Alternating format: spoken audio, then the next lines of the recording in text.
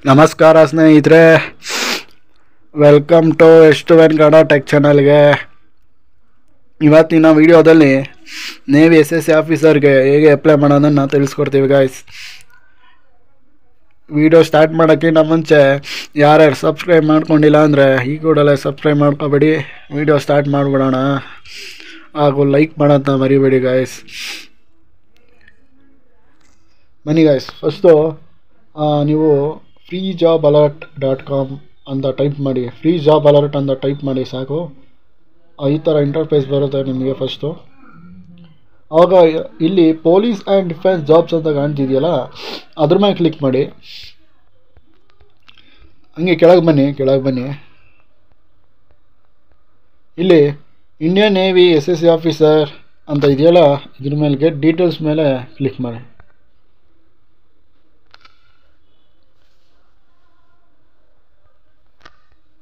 ಹಂಗೆ ಕೆಳಗೆ ಬನ್ನಿ. Indian navy SSC officer 2025 batch ಇದೆ. Online farm.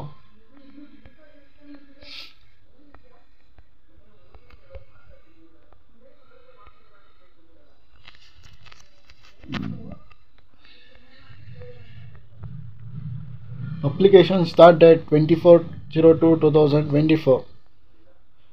ಆದರೆ ಅಪ್ಲಿಕೇಶನ್ ಅವಾಗ ಸ್ಟಾರ್ಟ್ ಆಗಿದೆ 24ನೇ ತಾರೀಕು.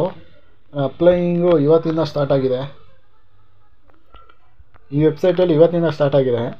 ಲಾಸ್ಟ್ ಡೇಟ್ ಬಂದು 10/3/2024. ಮಾರ್ಚ್ ತಿಂಗಳು 10ನೇ ತಾರೀಕು ನಿಮಗೆ ಕೊನೆ ಡೇಟ್ ಆಗುತ್ತೆ ನೋಡಿ. ಹಾಗೂ ಇದು BTech ಮಾಡಿರೋರಿಗೆ ತುಂಬ ಸುವರ್ಣ ಅವಕಾಶ ಇದು ನೋಡಿ.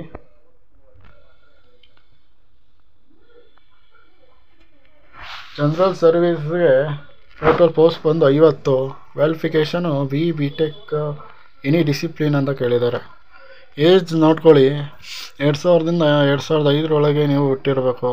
ಅದು 2 ಜನವರಿ 2000, 1 ಜುಲೈ 2005 ಇಷ್ಟರೊಳಗೆ ನೀವು ಜನಿಸಿರಬೇಕು.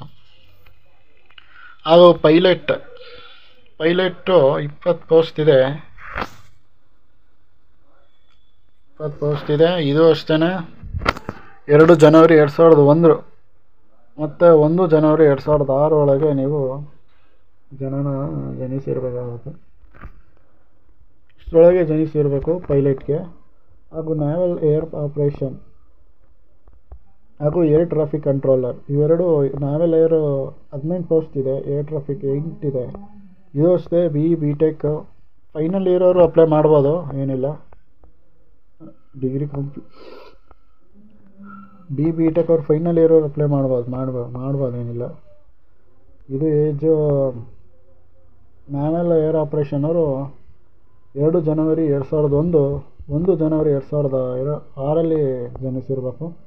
ಏರ್ ಟ್ರಾಫಿಕ್ ಕಂಟ್ರೋಲರು 2 ಜನವರಿ 2000, 1 ಜನವರಿ 2004 ಜನಿಸಿರಬೇಕು. ನೆಕ್ಸ್ಟು ಲಾಜಿಸ್ಟಿಕ್ಸ್ ಅವರು BSc, BCom, BSc, IT, BE, BTech, PG, MBA, MCA, MSc ಇವರು ಜನವರಿ 2000ದಿಂದ 1 ಜುಲೈ 2005 ಜನಿಸಿರೋರು ಅಪ್ಲೈ ಮಾಡ್ಬೋದು.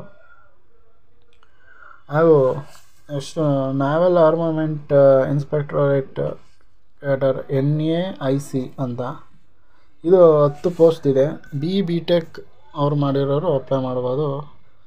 ಹಾಗೂ 2000ರಿಂದ 2005 ಜನಿಸಿರಬೇಕು. ಸೇಮ್ ಲಾಜಿಸ್ಟಿಕ್ ಎಷ್ಟು ಜನಿಸಿರಬೇಕು ಅದು ಸೇಮ್ ಅದೇನೆ. ಎಜುಕೇಷನ್ ಅಂತ ಇದೆ. ಇದು ಅಷ್ಟೇ BTech, MTech, MSc ಮಾಡಿರಬೇಕು. 2000ದಿಂದ 2004 ಅಥವಾ 1998 ಇಂದ 2004 ನೀವು ಜನಿಸಿರಬೇಕಾಗತ್ತೆ. ನೋಡ್ಕೊಳ್ಳಿ, ಸ್ಕ್ರೀನ್ಶಾಟ್ ತಗೊಂಡ್ಬಿಡಿ, ನೋಡ್ಕೊಳ್ಳಿ ಅನ್ಸುತ್ತೆ. ನೀವು ಯಾವುದೇ ಕ್ಯಾಟಗರಿ ಇಲ್ಲಿ ಯಾವುದೇ ಇದಕ್ಕೆ ಸೇರ್ತೀರೋ ಅದಕ್ಕೆ ನೀವು ಅಪ್ಲೈ ಮಾಡ್ಕೊಳ್ಳಿ.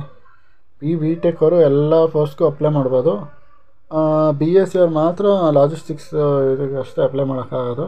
BSc, BCom, BSc IT ಅವರು ಇದಕ್ಕೆ ಅಪ್ಲೈ ಮಾಡ್ಬೋದು. ಇಂಜಿನಿಯರಿಂಗ್ ಬ್ರಾಂಚ್ ಜನರಲ್ ಸರ್ವಿಸ್ ಅಂತ ಬಿ ಟೆಕ್ ಇಂಜಿನಿಯರಿಂಗು 2000ರಿಂದ 2005 ನೀವು ಜನಿಸಿರಬೇಕು. ನೆಕ್ಸ್ಟ್ ಎಲೆಕ್ಟ್ರಿಕ್ ಬ್ರಾಂಚ್ ಅಂತ ಇದು general service 50 post. B tech ಮಾಮೂಲಿ 2000ರಿಂದ 2005 ನ್ಯಾವಲ್ ಕನ್ಸ್ಟ್ರಕ್ಟರ್ ಅಂತ 20 ಪೋಸ್ಟು. ಇದು B tech engineer. Any discipline ನೀವು ಯಾವ್ದಾರ ಬಿ ಎನಲ್ಲಿ ನೀವು ಇಂಜಿನಿಯರಿಂಗಲ್ಲಿ ಯಾವ ಕೋರ್ಸ್ ಆದ್ರೂ ಪರವಾಗಿಲ್ಲ, ನೀವು ಅಪ್ಲೈ ಮಾಡ್ಬೋದು. ಜಾಸ್ತಿ ಕೇಳೋದು mechanical, civil, electronics, communication, IT ಯಾವುದು ನೀವು CS ಯಾವುದು ಓದಿದ್ರು ಪರವಾಗಿಲ್ಲ. ಇಲ್ಲ ಅಪ್ಲೈ ಆನ್ಲೈನ್ ಅಂತ ಇದೆಯಲ್ಲ, ಇದ್ರ ಮೇಲೆ ಕ್ಲಿಕ್ ಮಾಡಿ. ಅಪ್ಲೈ ಆನ್ಲೈನ್ ಇದೆಯಲ್ಲ, ಇಲ್ಲಿ ಕ್ಲಿಕ್ ಹಿಯರ್ ಅಂತ ಇದೆಯಲ್ಲ, ಇದ್ರ ಮೇಲೆ ಕ್ಲಿಕ್ ಮಾಡಿ. ಆಗ ನೆಕ್ಸ್ಟ್ ಶಾರ್ಟ್ ನೋಟಿಫಿಕೇಷನ್ ಅಂತ ಇದೆಯಲ್ಲ, ನೋಟಿಫಿಕೇಷನ್ ಡೌನ್ಲೋಡ್ ಮಾಡ್ಕೊಳ್ಳಿ. ಒಂದ್ಸತಿ ನಿಮಗೆ ಇನ್ನೂ ಕ್ಲಿಯರೆನ್ಸ್ ಫುಲ್ಲು ಡೀಟೇಲಾಗಿ ಬೇಕಂದರೆ ಶಾರ್ಟ್ ನೋಟಿಫಿಕೇಷನು ಕ್ಲಿಕ್ ಹಿಯರ್ ಅಂತ ಇದ್ರ ಮೇಲೆ ಕ್ಲಿಕ್ ಮಾಡಿ, ಡೌನ್ಲೋಡ್ ಆಗುತ್ತೆ. ಈಗ ನೀವು ಅಪ್ಲೈ ಆನ್ಲೈನ್ ಅಂತ ಇದೆಯಲ್ಲ, ಇಲ್ಲಿ ಪಕ್ಕ ಕ್ಲಿಕ್ ಹಿಯರ್ ಅಂತ ಇದೆಯಲ್ಲ, ಇದ್ರ ಮೇಲೆ ಕ್ಲಿಕ್ ಮಾಡಿ.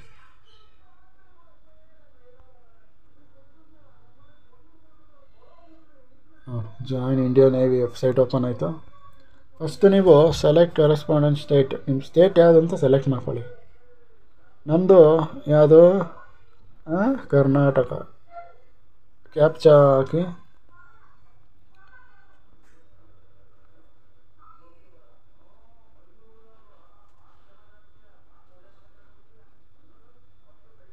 ಕ್ಯಾಪ್ಚಾ ಹಾಕೊಳ್ಳಿ. ಫೋನ್ ಒಂದು ಸ್ವಲ್ಪ ಪ್ರಾಬ್ಲಮಿಂದ ಸ್ವಲ್ಪ ಲೇಟ್ ಆಗ್ತಿದೆ ಅಷ್ಟೇ. ನೀವು ಬೇಗ ಅಪ್ಲೈ ಮಾಡಿ, ನಿಧಾನಕ್ಕೆ ಅಪ್ಲೈ ಮಾಡಿ, ಎಲ್ಲಿ ಹೋಗ್ಬೇಕಲ್ವ ನೀವು. ಇಲ್ಲ ಇಂಜಿನಿಯರ್ ಫೈನಲ್ ಇಯರ್ ಅಪ್ಲೈ ಮಾಡ್ಕೋಬೋದು ನೋಡಿ. ಡೈರೆಕ್ಟ್ ಇಲ್ಲಿಂದ ಜಾಬ್ ಅಲರ್ಟಿಗೆ ಬನ್ನಿ, ಇಲ್ಲಿಂದ ಡೈರೆಕ್ಟ್ ಲಿಂಕ್ ಇದೆ. ಲಿಂಕ್ ಡೈರೆಕ್ಟ್ ಇಲ್ಲಿಗೆ ಕರ್ಕೊಬರುತ್ತದೆ ನಿಮ್ಮನ್ನ. ಡೈರೆಕ್ಟ್ ನೀವು ಅಪ್ಲೈ ಮಾಡ್ಬೋದು.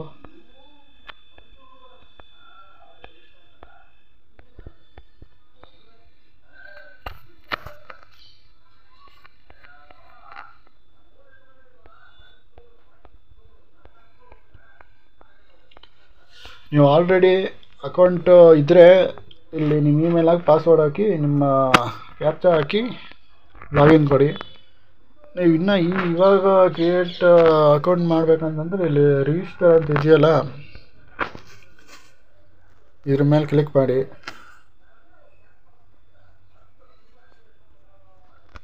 ರಿಜಿಸ್ಟರ್ ಮೇಲೆ ಕ್ಲಿಕ್ ಮಾಡಿ. ನಿಧಾನಕ್ಕೆ ಹೇಳ್ಕೊಡು, ಫಾಸ್ಟಾಗಿ ಹೇಳಿದ್ರೆ ಏನು ಅರ್ಥ ಗೊತ್ತಾಗಲ್ಲ ಅಲ್ವಾ. ನಿಧಾನಕ್ಕೆ ಹೇಳ್ತಿದ್ದೀನಿ, ಅದಕ್ಕೋಸ್ಕರ ಫಾಸ್ಟಾಗಿ ಹೇಳಿದ್ರೆ ನಿಮಗೆ ಅರ್ಥ ಆಗಬೇಕಲ್ವಾ,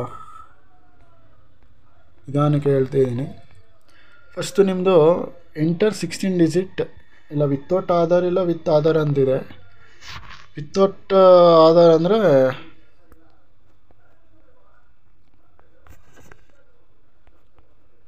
ಡೆಸ್ಕ್ಟಾಪ್ ಸೈಟ್ ಆಫ್ ಮಾಡ್ಕೊಳ್ಳಿ. ಫೋನಲ್ಲಿ ಅಪ್ಲೈ ಮಾಡ್ತಿರೋ ಡೆಸ್ಕ್ಟಾಪ್ ಸೈಟ್ ಆಫ್ ಮಾಡ್ಕೊಳ್ಳಿ.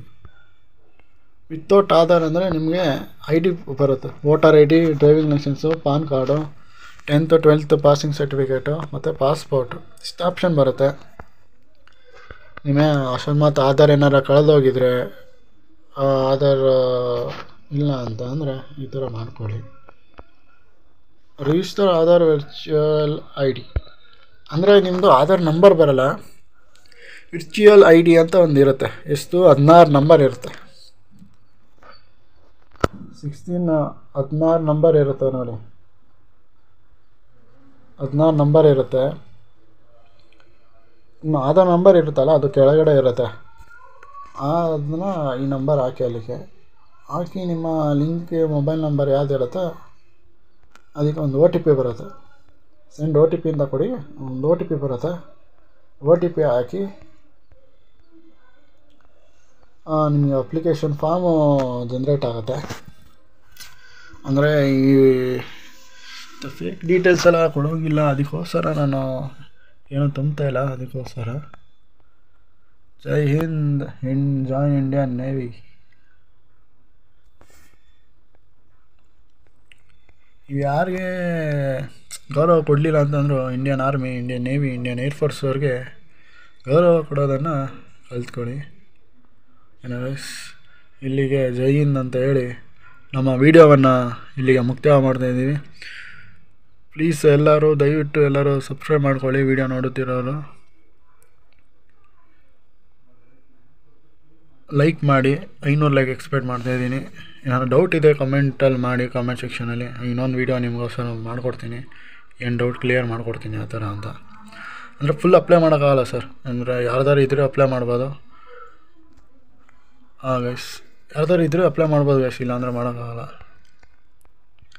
ಏನಿಲ್ಲ, ಅದು ನಿಮ್ಮ ಆಧಾರ್ ನಂಬರ್ ಗೊತ್ತಾಗಲಿಲ್ಲ ಅಂತಂದರೆ ಆ ನಂಬರ್ ಹಾಕ್ಬೇಕಂತ.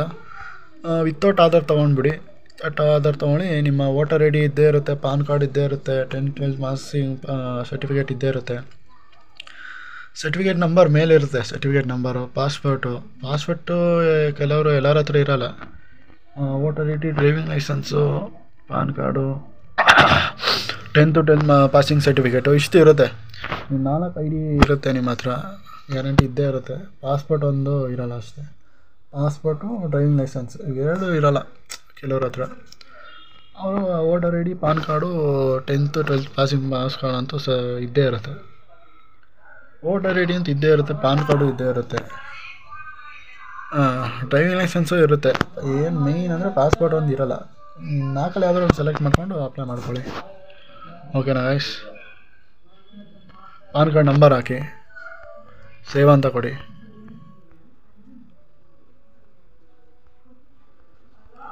ಆಧಾರ್ ಇದೆ, ಅದು OTP ಬರುತ್ತೆ. ಆಧಾರ್ ಆದರೆ ಒಂದು ನಿಮ್ಮ ಮೊಬೈಲ್ OTP ಬರುತ್ತೆ. ನೀವು OTP ಹಾಕಿ ಆಮೇಲೆ ನೀವು ಸೇವ್ ಮಾಡಿ, ಆಮೇಲೆ ಒಂದು ಅಪ್ಲಿಕೇಶನ್ ಫಾರ್ಮು ಬರುತ್ತೆ. ಆವಾಗ ನಿಮ್ಮ ಡೀಟೇಲ್ಸ್ ಎಲ್ಲ ತುಂಬಿಕೊಂಡು ಬನ್ನಿ. ನೀವು ಸಜೆಸ್ಟ್ ಅಂದರೆ ರಿಜಿಸ್ಟರ್ ವಿತೌಟ್ ಆಧಾರ್ ಅದನ್ನು ಸೆಲೆಕ್ಟ್ ಮಾಡ್ಕೊಳ್ಳಿ ಗೈಸ್. ಇದೇ ಬೆಸ್ಟ್ ನಿಮಗೆ. ಅದು ವಿತ್ ಆಧಾರ್ ನಂಬರ್ ಕೇಳಿದರೆ ಪರವಾಗಿಲ್ಲ, ಅವರು ವಿರ್ಚುವಲ್ ಐ ಡಿ ಕೇಳಿದ್ದಾರೆ, ಅದು ಯಾವುದೊಂದು ಗೊತ್ತಾಗಲ್ಲ ನಿಮಗೆ. ಗೊತ್ತಾದರೆ ಅದನ್ನೇ ಅಪ್ಲೈ ಮಾಡಿ. ಇಲ್ಲಿ ಗೊತ್ತಾಗಲಿಲ್ಲ ಅಂದರೆ ವಿತೌಟ್ ಆಧಾರ್ ಸೆಲೆಕ್ಟ್ ಮಾಡಿಕೊಂಡು ನಿಮ್ಮದು ಯಾವ್ದು ಐ ಡಿ ಇದೆ, government, state issue photo I D, ಅದನ್ನು ಸೆಲೆಕ್ಟ್ ಮಾಡಿಕೊಂಡು ಅಪ್ಲೈ ಮಾಡ್ಕೊಳ್ಳಿ. SSC ಡೈರೆಕ್ಟ್ SSC ಆಫೀಸರ್ ಇದ್ದ ಇಂಜಿನಿಯರ್ ಬೇಸ್ ಮೇಲೆ ನಿಮ್ಗೆ ಕೆಲಸ ಸಿಗುತ್ತೆ. ಇಂಜಿನಿಯರ್ ಮಾಡಿರೋರಿಗೆ ಒಳ್ಳೆ ಅವಕಾಶ ನೋಡಿ. ಸ್ಯಾಲ್ರಿನೂ ನಿಮಗೆ